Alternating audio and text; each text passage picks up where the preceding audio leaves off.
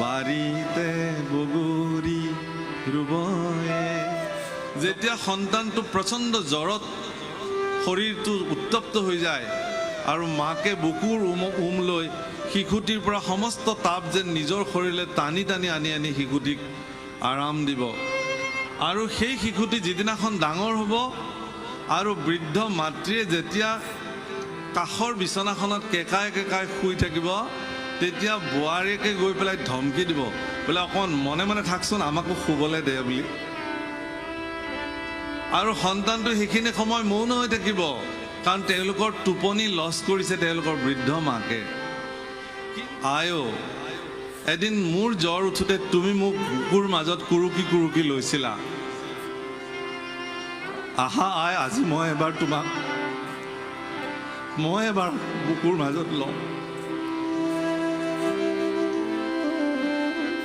অন্তত মোৰ এই শিলাময় হৃদয়খনৰ উমত তুমি যদি অকণমান শান্তি পোৱা আই, এই বুলি অন্তত বুকুৰ মাজত এবাৰ যদি কোনোবা সন্তানে বৃদ্ধ মাতৃক এবাৰ যদি সাৱটি লয়, তেতিয়াহ'লে সেই সন্তানৰ জীৱন ধন্য হৈ যাব। কাশী নৰেশ্বৰ এগৰাকী জীয়ৰী আছিলে, যাৰ নাম মদালসা। তেওঁ এগৰাকী ৰজাৰ লগত বিয়া হৈছিলে আৰু তেওঁৰ এটাকে 4টা সন্তানে যেতিয়াই ডাঙৰ হৈছে তেওঁলোকে অৰণ্যলৈ সন্যাসী হৈ গুচি গৈছে। মানে সন্তানটো যেতিয়া কান্দিছিলে সৰুতে, গাখীৰ খাবলৈ কান্দে নহয় শিশুবিলাকে, তেতিয়া মদালসা সেই শিশুটোক কোলাত লৈ পেলাই কি বুলি কয় জানে? শুদ্ধোচি বুদ্ধোচি নিত্যোচি, এই বুলি কয়। তাৰমানে কি যে সেই জীৱ, তুমি যে কান্দিছা, তুমি কান্দিব নালাগে, তুমি শুদ্ধ, তুমি আত্মা, তুমি জগতৰ সৰ্বশ্ৰেষ্ঠ ঈশ্বৰৰ পৰা অহা অংশ। গতিকে তুমি এই বিষয় বাসনা সুখক লৈ এতিয়াৰ পৰাই আকুৰগোজ হ'বলৈ ইচ্ছা নকৰিবা। মই যদি ইচ্ছা কৰোঁ তোমাক স্তনপান কৰাবও পাৰোঁ, নকৰাবও পাৰোঁ, কিন্তু এতিয়াৰ পৰাই যদি তুমি কান্দিলেই মই তোমাক স্তনপান কৰিবলৈ দিওঁ, এটা সময়ত তুমি বিষয়বস্তু এনেকুৱা হৈ যাবা যে কেৱল লাগে আৰু লাগে। গতিকে আমি মাতৃবিলাকে আমাৰে মইনা শুবয়ে, বাৰীতে বগৰী ৰুবয়ে। ডক্টৰ ভূপেন হাজৰিকাই কৈছে যে এনেকুৱা সৰ্বশ্ৰেষ্ঠ গীত মই কিন্তু গাব নোৱাৰিলোঁ, হে মা তুমি গালা। মইতো পৃথিৱীৰ প্ৰান্তৰে প্ৰান্তৰে গালোঁ গীত, কিন্তু তোমাৰ নিচিনা আমাৰে মইনা শুবয়ে ইমান সুৱদি, ইমান শুৱলা গীত মই কিন্তু জীৱনত গাব নোৱাৰিলোঁ। আৰু প্ৰতিগৰাকী মাতৃয়েহে এই গীত গাব পাৰে, শিশুবিলাকক টোপনি নিয়াব পাৰে, সিহঁতৰ সমস্ত বেদনা দুখ মাতৃবিলাকে হৃদয়ত লগাই লগাই সিহঁতক শেষ কৰিব পাৰে সকলো বেদনা। যেতিয়া সন্তানটো প্ৰচণ্ড জ্বৰত শৰীৰটো উত্তপ্ত হৈ যায় আৰু মাকে বুকুৰ লৈ শিশুটিৰ পৰা সমস্ত তাপ যেন নিজৰ শৰীৰলৈ টানি টানি আনি শিশুটিক আৰাম দিব। আৰু সেই শিশুটি যিদিনাখন ডাঙৰ হ'ব আৰু বৃদ্ধ মাতৃয়ে যেতিয়া কাষৰ বিচনাখনত কেকাই কেকাই শুই থাকিব, তেতিয়া বোৱাৰীয়েকে গৈ পেলাই ধমকি দিব, বোলে অকণ মনে মনে থাকচোন, আমাকো শুবলৈ দে বুলি। আৰু সন্তানটো সেইখিনি সময় মৌন হৈ থাকিব, কাৰণ তেওঁলোকৰ টোপনি লছ কৰিছে তেওঁলোকৰ বৃদ্ধ মাকে।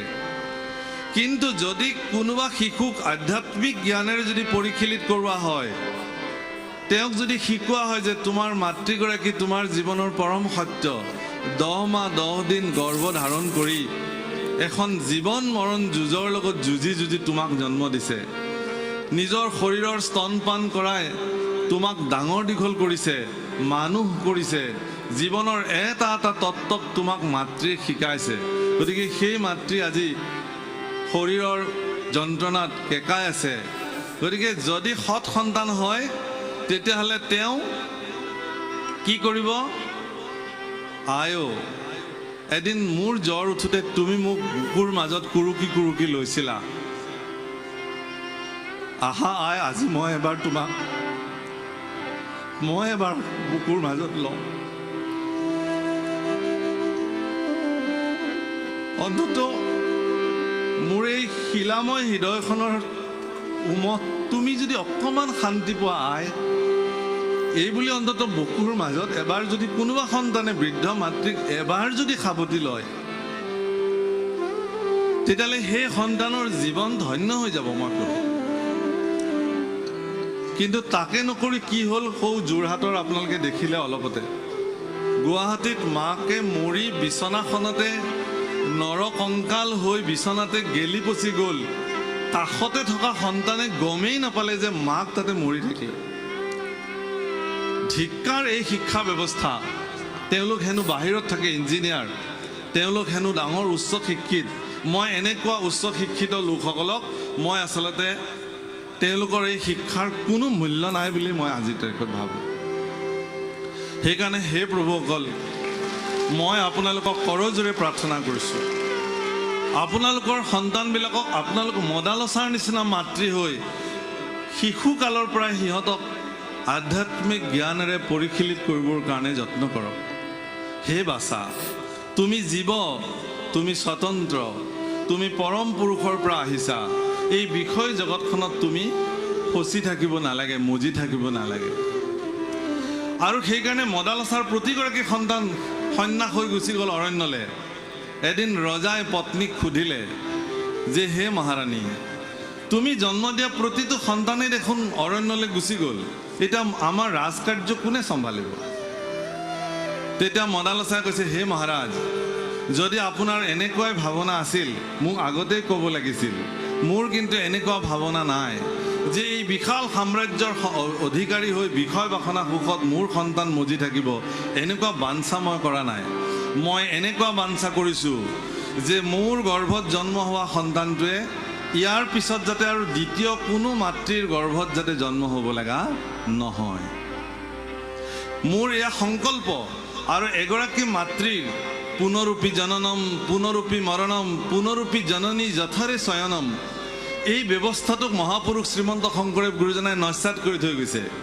আমাৰ ইয়াতে নাম হৈছে, পালনাম হৈছে, ইয়াত গাইছে, ভগৱন্ত ভুজিয়া জনম বাহু ৰাৱে ভাৱক ভাই, ভজু ভগৱন্ত ভক্তি ভাৱে। ভগৱন্ত ভুজিয়া জনম বাহুৰাৱে। বাহুৰাৱে শব্দটোৰ অৰ্থ হ'ল জন্ম ৰোধ কৰা। ইয়াক কি বুলি কয়? নিবৃত্তি মাৰ্গ বুলি কয়। প্ৰবৃত্তি আৰু নিবৃত্তি দুটা মাৰ্গ আছে, এটাক আগম বুলি কয়, এটাক নিগম বুলি কয়।